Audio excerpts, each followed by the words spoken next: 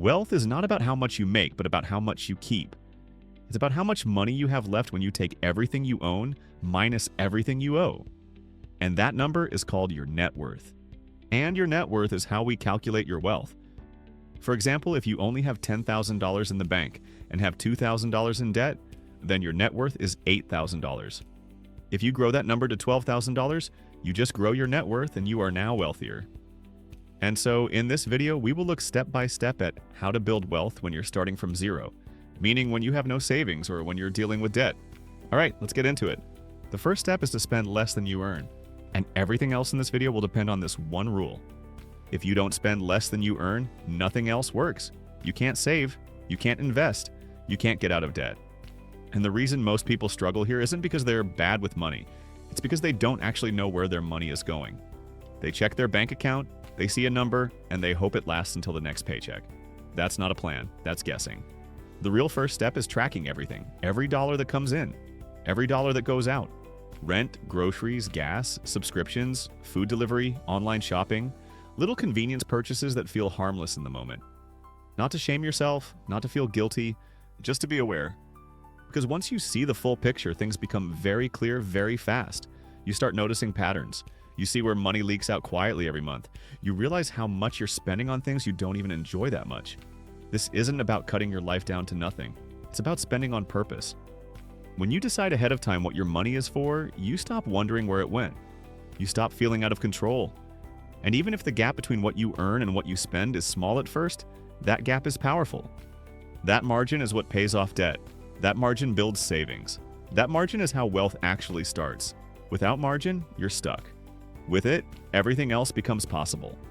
The second step, if it applies to you, is to kill bad debt.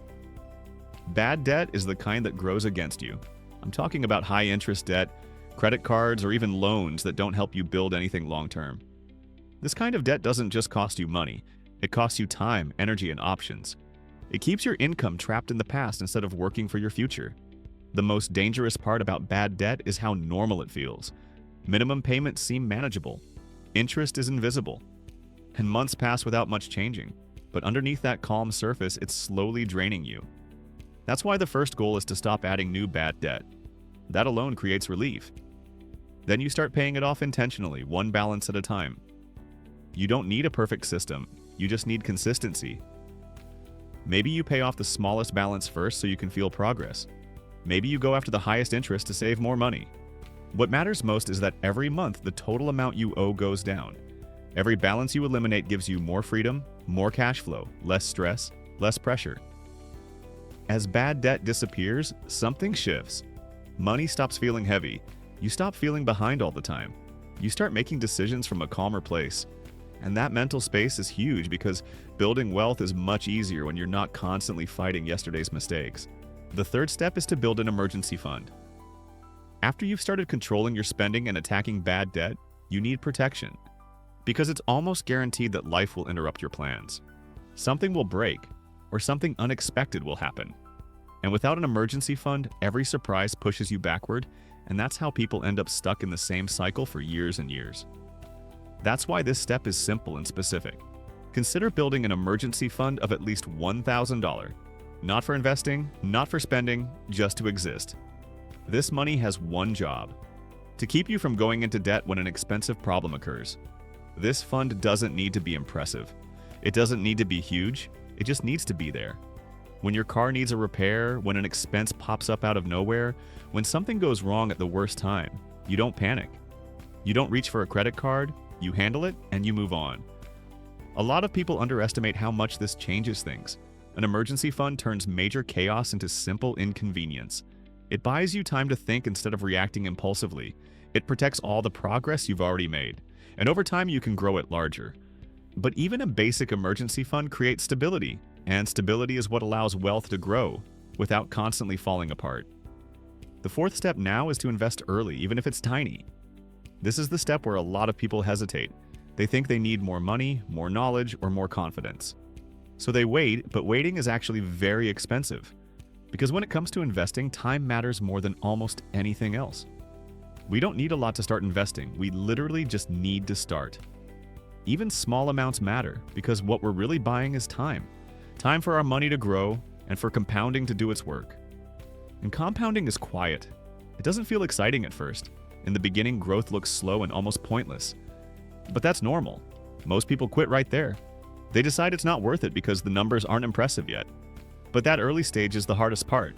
Exactly like when you try to go to the gym. The hardest part is to go, not to lift something once you're there. And therefore, when it comes to investing, once time starts stacking, things change. Growth builds on growth, and suddenly the progress feels real. This isn't about gambling or chasing trends. It's about boring and steady investing. It's about simple choices and automatic contributions, letting money grow in the background while you focus on living your life. You're not trying to look rich today. You're building something for the version of you that exists years from now. And that version of you will be glad you started early, even if it felt small at the time. The fifth step is to increase your income. Up to this point, the focus has been on control. I'm talking about controlling spending, controlling debt, and controlling stability. But there's another side to the equation, and it's your income. You can only cut expenses so far, but income has much more room to grow. This step isn't about grinding yourself into exhaustion. It's about increasing your value over time, getting better at what you do, learning new skills, becoming harder to replace. That could mean asking for raises, switching jobs, learning something new online, or building a side income that grows slowly. The key is not letting lifestyle creep eat your progress. If your income goes up and your spending goes up just as fast, nothing changes. But if your income grows while your spending stays mostly the same, everything accelerates. Debt disappears faster, savings grow faster, investing becomes easier and less stressful. Income growth compounds too. Skills build on skills. Experience opens doors. And even small improvements made consistently can change your financial life over time. You don't need to do everything at once. You just need to keep moving forward. Here's the truth. Building wealth is boring. It's repetitive. It's not exciting. It doesn't feel special in the moment. It's just doing the same small, smart things over and over again. Spending less than you earn, avoiding bad debt, saving, investing, improving yourself year after year. And that's why it works. Boring is sustainable. Boring doesn't burn you out. Boring quietly builds freedom until one day you realize money isn't controlling your life anymore. That's what real wealth looks like. If you like this video and want to see similar finance content, click on one of the videos showing at your screen right now.